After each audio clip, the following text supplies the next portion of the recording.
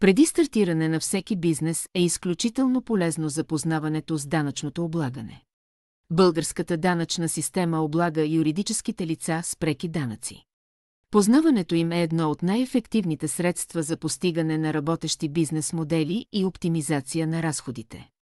Когато избраната форма за стартиране на бизнес е чрез търговско дружество, учредено съгласно Търговския закон, приложение намира Законът за корпоративното подоходно облагане, който регламентира облагането на печалбата на търговците, местни юридически лица с корпоративен данък. Данъчна основа, ставка и срокове. За да се определи данъчният финансов резултат, първо следва да се установи счетоводният финансов резултат, който представлява печалбата, загубата, по отчета за приходите и разходите, отчета за доходите за определен период преди начисляването на разходите за данъци от печалбата.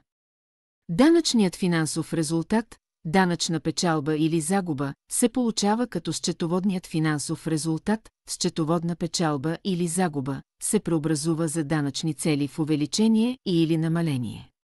Преобразуването се извършва с данъчни постоянни разлики, данъчни временни разлики и други суми, предвидени в закона.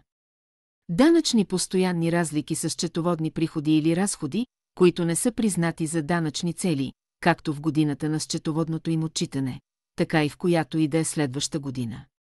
Примери за данъчни постоянни разлики с характер на непризнати за данъчни цели разходи, несвързани с дейността, разходи, които не са документално обосновани по смисъла на СКПО, разходи за начислени глоби, конфискации и други санкции за нарушаване на нормативни актове, лихвите за просрочие на публични държавни или общински задължения и други.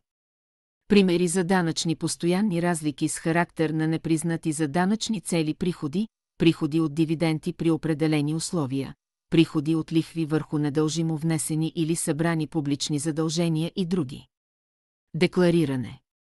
Годишната данъчна декларация по член 92 от СКПО за данъчния финансов резултат и дължимия годишен корпоративен данък се подава единствено по електронен път с квалифициран електронен подпис в срок от 1 март до 30 юни на следващата година. Плащане.